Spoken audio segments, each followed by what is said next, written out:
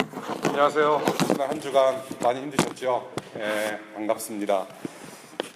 지난주 금요일부터 쏟아지는 눈 때문에 5일을 집에 감금 당하다 보니까 이 집에만 있는 것도 참 이거 쉽지 않다라고 느꼈습니다. 정말 쉽지 않아요. 애굽 땅에 갇힌 노예 신세로 지내다가 이렇게 눈이 치워지고 나니까는 출애굽을 맞이하는 그런 기쁨을 좀 경험했던 것 같습니다. 눈 치우고 뭐 밥 해 먹고 밥 치우고 설거지하고 뭐 집안일 해야 되고 뭐 이런저런 일을 하는데 뭐 육체적인 힘듦보다도 사실은 정신적인 그런 고통이 더 심했던 것 같아요. 5일간 갇혀 있으면서 혹시 만두만 먹었다면 어땠을까라는 생각을 좀 해봅니다. 민식이 형님께서 그 올드보이라는 영화 찍으시고, 최민식 씨가 그 호텔방, 그 여관방에 감금이 되면서 굉장히 오랜 시간을 만두만 먹었다는 그 영화 내용이 있잖아요. 그것을 좀 생각해봤습니다. 매일 같은 만두만 먹었어요. 수개월, 수년 동안. 감금당했고요.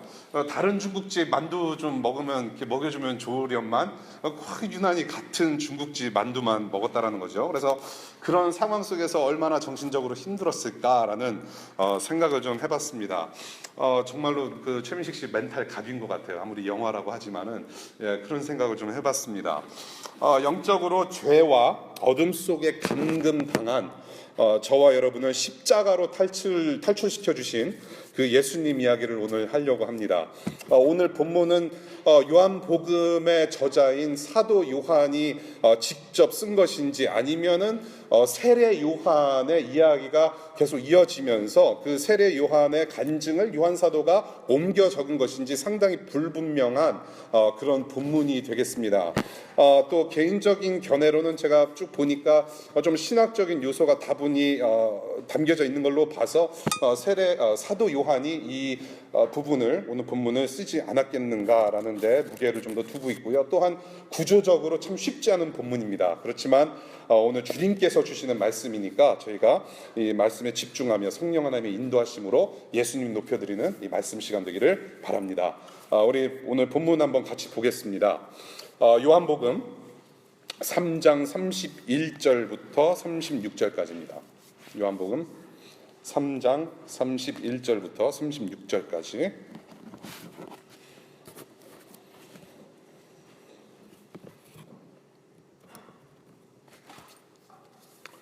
위에서 오시는 이는 모든 것 위에 계신다.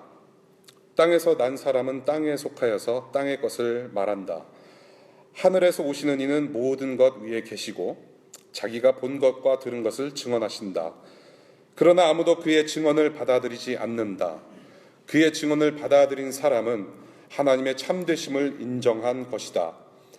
하나님께서 보내신 이는 하나님의 말씀을 전한다. 그것은 하나님께서 그에게 성령을 아낌없이 주시기 때문이다. 아버지는 아들을 사랑하셔서 모든 것을 아들의 손에 맡기셨다. 아들을 믿는 사람에게는 영생이 있다. 아들에게 순종하지 않는 사람은 생명을 얻지 못하고 도리어 하나님의 진노를 산다. 주님의 말씀입니다. 기도할게요.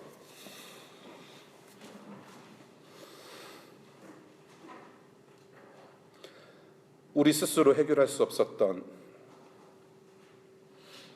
살고 죽는 문제를 해결해 주신 십자가 예수를 이 시간 찬송합니다. 하나님의 아들 예수님 때문에 이렇게 우리가 하나님의 보좌 앞에 나와 예배하고 있습니다. 주님께서 주신 말씀을 귀담아 듣고 우리의 육체적인 귀뿐만이 아니라 영혼의 귀를 활짝 열어주셔서 이 말씀이 우리의 영혼의 뿌리가 되어 이 세상을 하나님 뜻대로 잘 살아드릴 수 있도록 이 시간 우리를 말씀으로 새롭게 하여 주시기를 간절히 기도합니다. 성령님 도와주시기를 기도하며 예수님 이름으로 기도하였습니다. 아멘. 오늘 본문을 크게 세 부분으로 나누어서 좀 보고 싶습니다. 첫 번째는 하나님으로부터 오신 예수, 그리고 두 번째는 신성, 신적 속성으로 충만하신 예수, 그리고 세 번째는 하나님으로서의 예수, 하나님으로서 이 땅에 와주신 예수에 대해서 우리가 한번 배워보고자 합니다. 첫 번째, 하나님으로부터 오신 예수를 소개를 합니다. 31절 볼게요. 위에서 오시는 이는 모든 것 위에 계신다. 땅에서 난 사람은 땅에 속하여서 땅의 것을 말한다. 하늘에서 오시는 이는 모든 것 위에 계시고, 그리고 34절 첫 부분에 하나님께서 보내신 이라고 예수님을 소개를 하고 있습니다. 본문에서 위에서 오시는 이, 하늘에서 오시는 이, 하나님께서 오시는 이, 모두 성자 하나님이신 예수 그리스도를 가리키는 것입니다. 예수께서는 하나님으로부터 오신 분이라고 말을 합니다. 그리고 그 예수는 모든 것 위에 계시는 분이라고 지금 소개를 하고 있습니다. 또한 조물주 하나님의 세계를 위라고 표현을 하고 있고요, 피조물의 세계를 땅이라고 표현하고 있습니다. 여기서 말하는 땅은 저와 여러분들이 잘 알고 있는 3장 16절의 말씀, 하나님께서 세상을 이처럼 사랑하사 할 때 그 세상과는 전혀 다른 개념의 땅을 이야기하고 있습니다. 3장 16절의 세상은 하나님께서 만들어 놓으신 이 땅이 부패된 그런 세상을 얘기를 하는 것이고요, 오늘 본문에서 땅을 이야기를 하는 것은 인간 세계와 피조물들이 속해 있는 일반적인 장소를 가리키는 것입니다. 그래서 저와 여러분들은 땅에 속한 사람들이라고 표현을 하는 것이지요. 위와 아래, 하늘과 땅, 분명한 구분을 두고 있음을 보게 됩니다. 위 하늘 아래 땅과 구별이 되고 있습니다. 하나님의 세계는 상당히 무제한적이죠. 아무런 수식어가 필요가 없는 무제한적인 세계의 하나님이십니다. 그에 반해서 땅의 세계는 상당히 제한적입니다. 너무나도 제한적이에요. 그래서 31절, 땅에서 난 사람은 하늘이 아니라 땅에 속했기 때문에 땅의 것을 보고 말한다라고 말할 수밖에 없다라는 것입니다. 예수님께서 니고데모에게 하신 말씀이 있습니다. 우리 3장 11절과 12절을 보겠습니다. 예수께서 니고데모에게 이런 말씀을 하세요. 내가 진정으로 너에게 말한다. 우리는 우리가 아는 것을 말하고 우리가 본 것을 증언하는데 너희는 우리의 증언을 받아들이지 않는다. 내가 땅의 일을 말하여도 너희가 믿지 않거든. 하물며 하늘의 일을 말하면 어떻게 믿느냐 하시는 주님의 말씀을 우리가 기억해 봅니다. 땅에서 난 저와 여러분의 영적인 시야가 극히 제한적일 수밖에 없다라는 것입니다. 이 창조주와 피조물 간의 확실한 차이라는 것이죠. 하나님으로부터 이 땅에 오신 예수는 그 모든 것 위에 계시다라고 합니다. 하나님께로부터 오신 예수님의 속성이에요. 하늘과 땅의 모든 것 위에 계시니 전지전능하시고 또 완전하신 그런 영광스러운 예수님의 모습을 오늘 본문에서 보게 됩니다. 그래서 제한이 없으신 전능하신 예수께서 하늘과 땅, 위와 아래의 경계선을 뚫으시고 인간의 몸으로 성육신하셔서 이 땅의 이웃으로 와 주신 것이죠. 무제한적인 능력을 가지신 분께서 자기를 우리와 같이 인간의 그런 제한적인 모습으로 낮아지셔서 끝내는 저와 여러분들의 죄를 대신 감당하시려고 십자가에서 아주 낮아지시고 비천하신 모습으로 죽으신 것이죠. 그분이 바로 하나님께로부터 오신 예수라는 것이에요. 그 예수를 여기서 소개하고 있습니다. 두 번째, 신성으로 충만하신 예수를 우리가 배우게 됩니다. 34절 두 번째 파트예요. 그것은 하나님께서 그에게 성령을 아낌없이 주시기 때문이다 라고 이야기를 합니다. 그리고 35절 보니까 아버지는 아들을 사랑하셔서 모든 것을 아들의 손에 맡기셨다라고 얘기를 해요. 신성으로 충만하신 예수님을 가리켜요.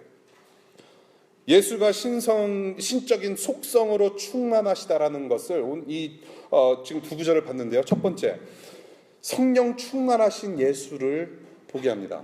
성령 충만하신 예수. 성령은 삼위일체 하나님의 한 위격으로서 성부 하나님으로부터 보내심을 받아서 예수 안에 계시고 예수와 연합된 그런 구원받은 성도들에게도 내재되어 있는 하나님이신 것이에요. 그분이 바로 성령 하나님이십니다. 이 구절을 보면 우리가 이런 질문을 좀 할 수 있을 것 같아요. 성령을 아낌없이 주셨다. 그러면 예수께서 성령이 전에는 없으셨는가? 혹은 그럼 성령을 언제 받으신 것인가? 혹시 세례 요한으로부터 세례를 받으실 때 비둘기처럼 내려와 앉으신 그 성령, 그때 성령을 받으신 것인가라는 질문을 할 수 있을 것 같아요. 그런데 이 구절은 성령을 예수께 갑자기 주신 것을 의미하는 것이 아니라 이미 성령께서 예수 안에 충만히 계심을 표현한 것이죠. 그래서 영어 성경을 보게 되면 God gave가 아니라 God gives the Spirit이라고 표현하고 있습니다. God gives the Spirit. 이게 뭐냐면 전에 어떤 시점에서 성령을 받은 것이 아니라 지금 지속적으로 성령께서 예수와 함께 하심을 표현하는 방법이라는 거예요. 예. 예수는 성령으로 잉태됐죠. 그렇죠? 누가복음 1장부터 나옵니다. 예수는 성령으로 잉태돼요. 그리고 겸손하심을 표하시기 위해서 세례를 받으시는데 그 세례식에서도 성령께서 함께 하십니다. 그리고 광야에서 40일간 계실 때도 성령께서 함께 하셨어요. 그리고 여러분들이 예수님의 일생을 보고 사역을 보게 되면 성령으로 충만하신 그런 삶을 우리가 보게 된다라는 것이죠. 저와 여러분은 하늘이 아니라 땅에 속해 있는 피조물이기 때문에 성령을 제한적으로 경험할 수밖에 없지만 성부 하나님께서 보내주신 이 예수는 역시 성부 하나님께서 보내신 성령으로 가득 찬 분이시다. 그리고 삼일체가 연합된 신성의 충만함을 오늘 9절에서 보게 하신다라는 겁니다. 그리고 35절입니다. 신성으로 충만하신 예수. 어떻게 신성으로 충만하셨는가? 하나님 아버지의 아들된 관계에 계시기 때문에 예수는 하나님의 속성으로 충만하시다라는 것을 보게 됩니다. 35절의 말씀이에요. 하나님과 본질이 같다라는 거예요. 이 성자 하나님은 성부 하나님과 본질이 같아요. 그래서 하나님이신 거예요. 제 아들, 딸 있습니다. 두 아들과 딸이 하나가 있습니다. 이 세 명 다 홍씨입니다. 놀라셨죠? 홍씨예요. 홍씨를 가진 아버지로부터 태어났으니까 홍씨입니다. 홍씨는 스미스가 될 수 없고 윌리엄스가 될 수가 없어요. 저커버그가 될 수가 없는 거예요. 홍씨 아버지 밑에서 나왔기 때문에 홍씨예요. 제 피를 물려받은 특질을 가지고 있는 아이들이 바로 제 애들이에요. 이와 마찬가지로 아들 예수는 하나님 아버지와의 그런 관계로 인하여서 예수는 신성이 충만하다는 상태를 보여주고 있다는 거예요. 예수는 하나님이시다. 신성을 충만히 가지고 계시다는 거예요. 본문을 보니까 하나님 아버지께서 아들 하나님을 사랑하셨다라고 합니다. 이게 어떤 사랑인가요? 아버지로부터 아들에게 내려오는 사랑이지만 이 땅 위에서 저와 여러분들이 이 인간 세계가 누릴 수 없는 너무나도 완전하고 너무나도 완벽한 사랑이에요. 예. 우리 한국에서 우리 멀리 이제 오신 우리 정규 씨 아버님하고 우리 같이 오셨어요. 예. 아버지가 아들을 사랑하고 아들이 아버지를 사랑해요. 예. 근데 좀 온전치가 않아요. 예. 저는 불효 자식이에요. 예. 아무리 생각해봐도 정말로 아빠를 돌아가신 아버지 지금도 사랑하고 있고 함께 사시는 함께 계시는 우리 어머니도 저는 사랑을 해요. 근데 덜어는 온전치 못해요. 여러분들도 동감하실 거예요. 예. 사랑을 하는데도 우리는 still 완벽하지 않아요. 예. 이 땅에서 누릴 수 없는 아버지와 아들과의 관계,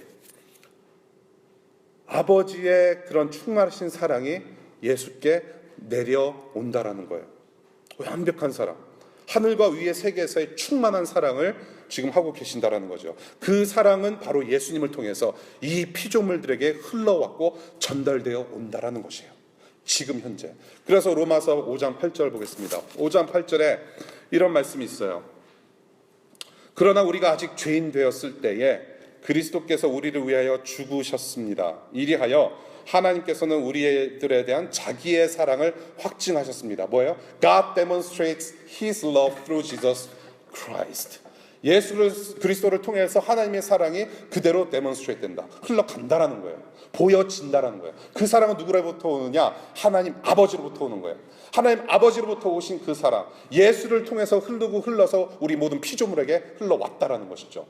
그것이 완성되는 날이 바로 구원의 정점을 찍는 클라이막스를 이루는 거죠. 하나님 나라. 그 완전한 사랑 가운데 하나님 아버지는 아들 되시는 예수께 모든 것을 다 위임하셨다. 그 손에 맡기셨다라고 표현을 하고 있어요. 절대적인 권위와 절대적인 위엄, 모든 피조 세계를 통치하고 다스릴 만한 능력, 그 모든 영광을 하나님께서 누리시는 모든 영광을 성자 하나님과 나누셨다는 거예요. 신성의 충만함을 다분히 보여주고 있는 구절입니다. 이렇게 두 구절 통해서 신성으로 충만하신 예수님의 모습을 우리가 봤는데요. 역사적으로 사실 이 부분, 정말로 예수님이 신이신가 하나님이신가, 어떻게 예수 그리스도는 100% 하나님이시고 100% 인간이 되실 수가 있는가에 대한 그런 수많은 신학적인 견해들이 있었습니다. 성경에서 말하는 바와 같이 예수 그리스도는 100% 신성, divine being, and 100% human being이에요. 인성이에요. 이것을 인정하지 않는다면 성경 전체는 다 거짓말이 돼요.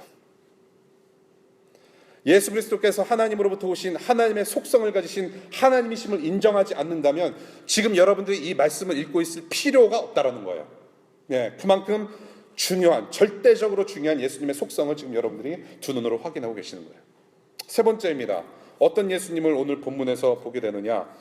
세 번째, 하나님으로서의 예수를 보게 됩니다. 하나님으로서 이 땅에 내려오신 예수님을 이야기를 해요. 32절 보겠습니다.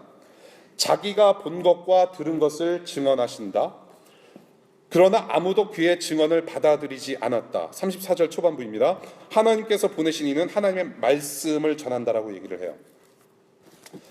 예수께서 하늘 위의 세계에서 보신 것과 들으신 것을 다 증언한다라고 하십니다. 위로부터 오셨고 모든 것 위에 계시는 예수는 하늘과 땅의 모든 것을 다 보시고 다 들으시고 다 아신다라는 거예요. Omniscience, omnipotent, omnipresence. 전능하시고 무소부재하시고 전지하신 예수 그리스도. 하나님이 아니고서는 절대로 경험할 수 없는 그 하나님의 세계를 지금 성자 하나님은 다 아시고 증언하신다라고 표현을 해요. 분명히 하나님이시잖아요. 그 증언은 말씀이라고 합니다. 말씀이에요. 증언은 말씀입니다. 예수님 스스로가 말씀이 되어 이 세상에 오셨다라고 요한복음 1장부터 이야기를 합니다. 그렇죠? 로고스. 예수님께서 메시지로 이 땅에 오셨어요. 보이지 않는 하나님을 이 땅에서 우리의 수준에 맞게끔 보여지게끔 이미지로 내려오셔서 나타나신 분이라고 우리는 이미 공부했습니다. 하나님께서 하나님을 이 땅에 우리에게 나타내 보이시기 위해서 우리를 향하신 메시지 그 자체였다라는 거죠. 그리고 스스로 진리 그 자체이신 예수께서 말씀으로 가르치셨고요. 그 진리의 말씀은 곧 십자가에서 하나님의 구원의 뜻을 이루시면서 클라이막스를 이루신 거예요. 말씀이신 하나님, 메시지로 오신 하나님. 그런데 본문을 볼게요. 예수를 통하여 전달하신 하나님의 말씀을 사람들이 받아들이지 않는다라고 얘기를 해요. 지금도 여전히 그래요. 32절 볼게요. 32절에 아무도 받아들이지 않는다라고 표현하고 있고요. 33절에는 그의 증언을 받아들이는 사람은 하나님의 참되심을 인정한다라고 표현을 해요. 32절과 33절이 조금 대조가 돼요. 부딪히고 있습니다. 32절에는 아무도 받아들이지 않는다. 그 예수를, 그 말씀을 받아들이지 않는다라고 표현하고 있고 33절에는 받아들인 사람은 해서 인정하고 있어요. 분명히 받아들이는 사람은 있다라고 인정을 해요. 이 본문이 왜 이렇게 대조적일까 생각해 봤을 때 아무도 받아들이지 않는데 받아들이는 사람도 있다고 하는 것은 그만큼 이 말씀, 이 예수 그리스도를 받아들이는 사람은 그만큼 비교적 작다라는 것을 강조하는 것이 아닌가라는 생각을 해요. 한국에서 지하철에서 예수천당 불신족을 다 외치면 모든 지하철 타는 사람들이 다 믿었다고 생각해 보십시다. 얼마나 좋을까요? 지하철에서 아마 셀러브레이션이 일어날 거예요. 그렇죠? 예수 믿게 되었습니다. 그러면서 지하철이 진동할 만큼 1호선부터 5호선, 6호선까지 진동을 할 만큼 예수 그리스도를 높이는 찬양이 우렁찰 거예요. 근데 불신족 예수천당을 전하고 보니까 다 믿지 않아요. 거의 안 믿을 것 같아요. 신학적으로 다분한 문제도 있고요. 우리가 예수 그리스도를 구주로 영접하라. 예수님께서 우리를 위해서 죽으셨다. 그럼 복음을 전했을 때 모든 사람이 다 들었다면 이미 예수님 오신 거예요. 근데 그렇지가 않아요. 오늘 본문을 보니까 비교적 그 말씀을 믿고 따른 사람은 적다라고 얘기를 하는 거예요. 33절 볼게요. 3장 33절. 그의 증언을 받아들인 사람은 하나님의 참되심을 인정한 것이다. 예수님을 받아들이는 것은 하나님의 말씀을 받아들이는 것이고요. 또한 그 의미는 하나님께서 참되시고 하나님이 하나님 되심을 인정하는 것입니다. 영어 성경을 보니까 sealed라고 표현하고 있어요. certified. 정말로 확실하다는 것입니다. 확인되었다라는 거예요. 그것을 내가 믿는다라는 거예요. 그래서 하나님의 말씀으로 오신 예수를 거부하고 지금 여러분들이 읽고 있는 성경 말씀을 거부하고 이 복음을 거부한다라는 것은 곧 하나님을 거부한다라는 결과를 보게 됩니다. 메시지로 이 땅에 내려오신 예수 그리스도의 복음을 통해서 보여주시는 그 하나님의 영광과 위엄과 권위를 모두 무시하는 거예요. 여러분들이 교회를 다니면서 예수는 내가 믿는데 이 말씀은 절대로 믿을 수가 없다라고 하시면은 그것은 아무것도 아니에요. 나는 예수님께서 나를 위해서 죽으신 것은 알겠는데 내 삶은 내가 알아서 살고 내 안에 하나님은 내가 알아서 챙겨서 내가 스스로 만들어내는 거, 그거 아니란 얘기예요.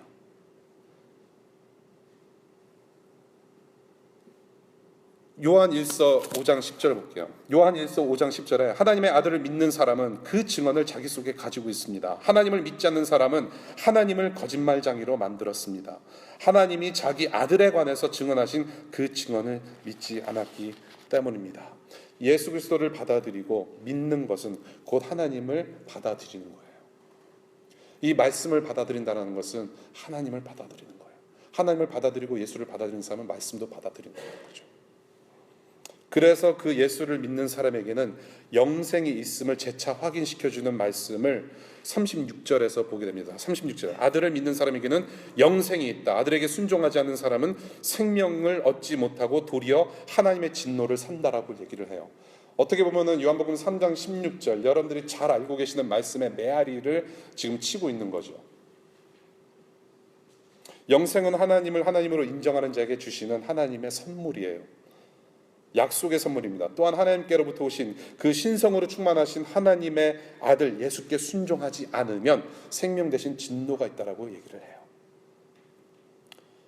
진노를 산다라는 표현을 보게 됩니다. 영어 성경에서는 God's wrath remains라고 표현을 해요. 지난주에 말씀드린 것처럼 여러분들이 그냥 아무런 하자가 없이 잘 살고 있다가 갑자기 예수가 나타나서 구원을 주고 갑자기 진노를 얻게 되는 그런 거 아니라고 제가 말씀드렸습니다. 아담과 하와가 불순종으로 함으로 말미암아 따먹지 말라는 열매를 따먹음과 동시에 진노가 이미 내려졌어요. 죽음이라는 결과를 맛보게 되는 그런 삶을 우리가 지금도 살아가고 있는 중이라는 것이죠. 예, 이미 진노가 시작이 되었다는 거예요. 그 진노가 remain 한다는 거예요. 머물러 있다라는 표현을 쓰는 겁니다. It remains upon us. 이미 시작된 처벌 중이고요. 처벌이 지금 진행 중에 있고 그 처벌은 앞으로 계속될 것이고 앞으로 최후의 심판 때에 확연하게 드러날 것이다라는 얘기예요. 그런데 그렇게 진노 중에 있는 저와 여러분들, 이런 상황 가운데 누가 오셨냐? 예수께서 오신 거예요. 침투해 오셨어요. 십자가로 침투해 오셔서 우리를 구원하셨다는 거예요. 지금 36절이 그 얘기를 하는 거예요. 네.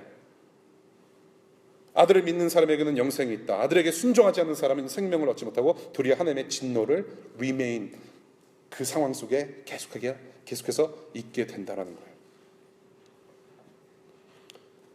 하나님의 아들 성자 하나님 예수를 거부하고 또한 그를 거부함으로 하나님을 거부하는 자에게는 분명한 심판이 있음을 일깨워주는 오늘의 본문의 말씀을 쭉 한번 봤습니다. 저는 이 본문의 말씀을 저와 여러분들이 너무나도 잘 알고 있는 마태복음 28장의 말씀으로 한번 생각을 해보고 마칠까 해요. 마태복음 28장 한번 보겠습니다.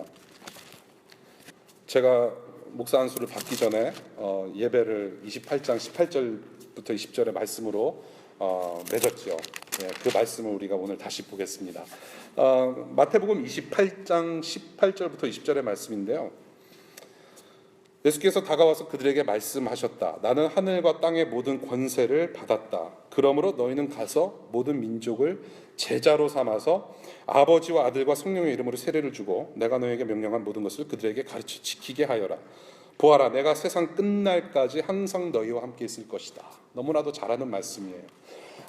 이 구절을 주로 우리가 어디서 많이 듣냐면 선교 동원이나 우리가 전도 사역을 할 때 주로 많이 이 구절을 듣고 또 도전을 받아서 나아가게 됩니다.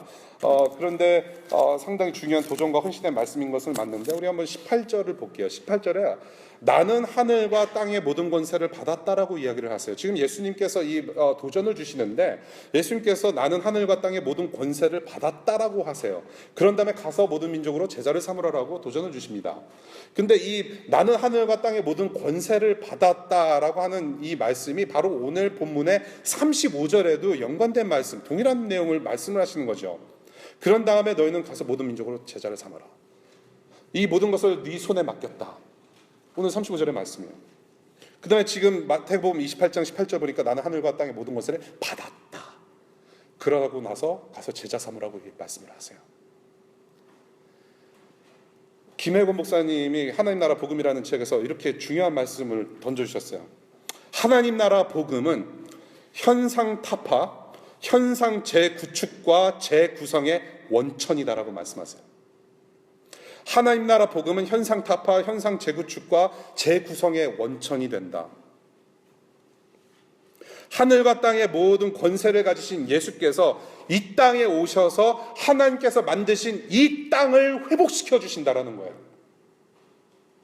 하나님께서 만드신 이 아름다운 하나님의 그 질서 잡힌 세계를 다시금 회복시키러 오신다라는 거예요. 땅을 속가내서 완전히 새로운 피조물로 재창조하신다라는 얘기예요. 죄인인 저와 여러분들이 예수 그리스도로 말미암아 재창조되어서 온전하신 하나님의 백성, 거룩한 하나님의 백성으로 다시 세워지는 역사를 맛보게 된다는 거예요. 우리의 영혼의 문제뿐만이 아니라 우리의 상한 육체의 문제까지도 하나님께서는 다시금 영화롭게 하셔서 재창조하신다는 얘기예요. 이 모든 만물 또한 구원의 영역에 속해 있어서 하나님의 재창조를 경험할 거란 얘기입니다. 하늘과 땅의 모든 권세를 가지신 예수께서 이 땅에 오신다. 그래서 이것을 위해서 저와 여러분들이 가서 모든 민족으로 제자를 삼으라고 하시는 그런 도전의 말씀으로 들릴 수 있다는 거예요. 이를 위해서 부르심 받은 거예요. 그래서 저는 여러분들에게 우선적으로 적용해야 될 것이 무엇인가를 생각해 봤을 때 이거예요. 바로 너희가 되는 거예요. 다시 한번 볼게요. 마태복음 28장 볼게요. 28장 18절. 나는 하늘과 땅의 모든 권세를 받았다. 그러므로 너희는 가서라고 표현하고 있어요. 여기서 말하는 너희가 되셔야 되는 거예요. 지금 당장 IAD 덜라스 에어포트나 DCA 가서 지금 당장 비행기 타고 캄보디아나 중국으로 가시라는 말씀이 아니라 너희가 되라는 말씀이에요. 그 말씀의 의미는 뭐냐 하면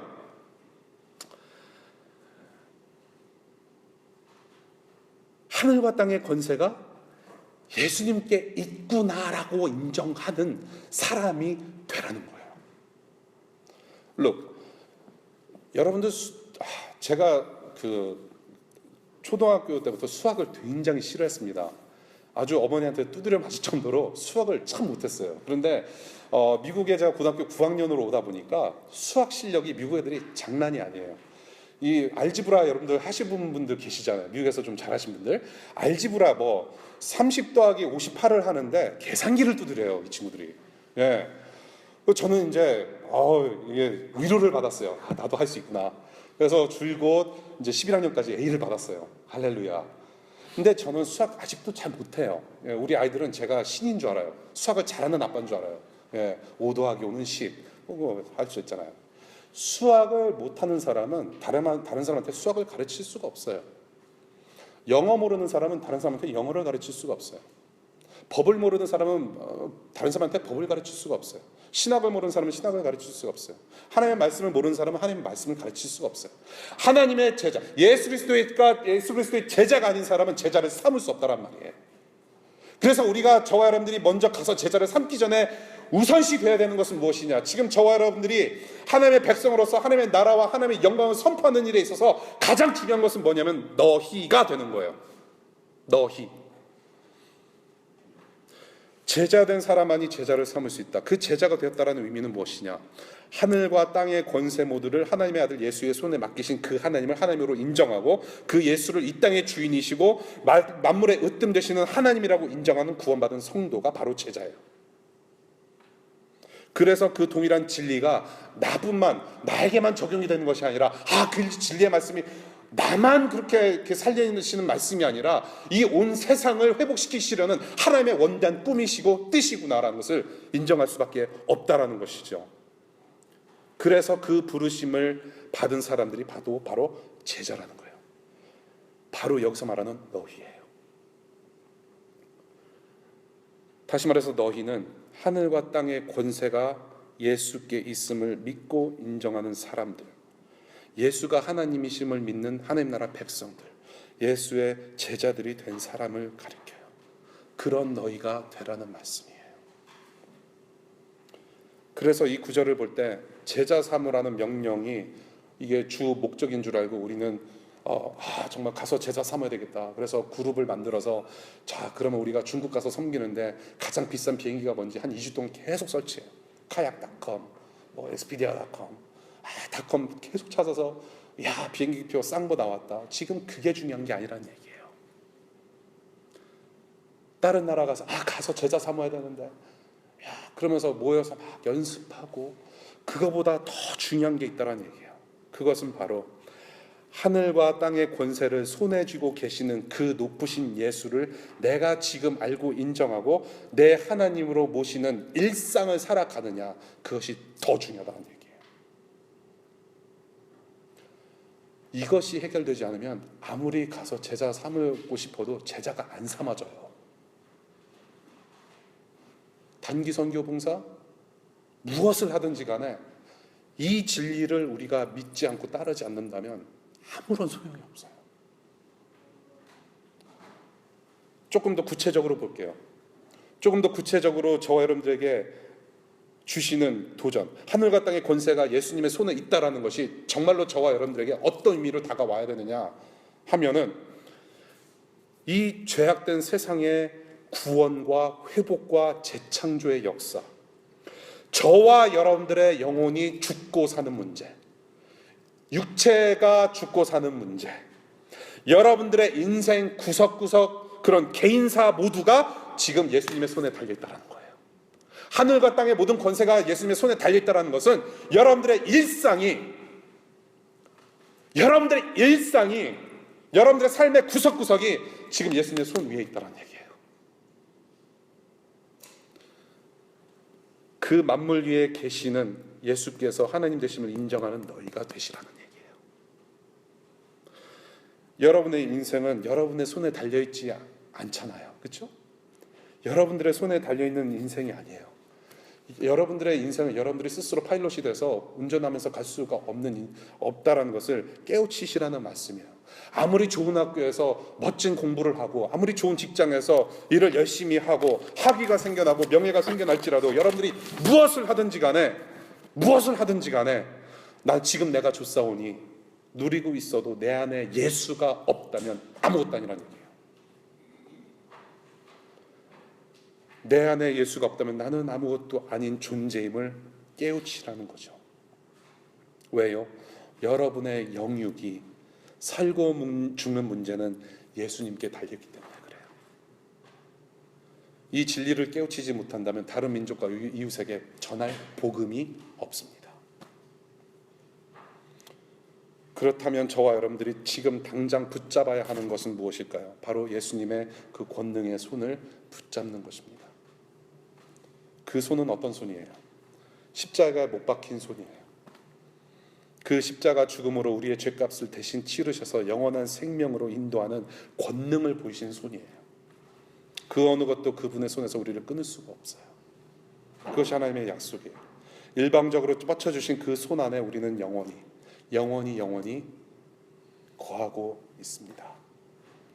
기독교는 어떤 개념을 추구하고 철학을 파헤쳐서 느끼는 그런 것을 추구하는 종교가 아니라 예수를 만나는 것이에요. 기독교는 예수를 만나는 거예요. 예수 그리스도를 만나는 거예요. 신성과 인성을 완벽하게 갖추시고 하늘과 땅과 우리 모두를 다스리시면서 우리를 찾아와 주신 그 하나님을 만나시는 거예요.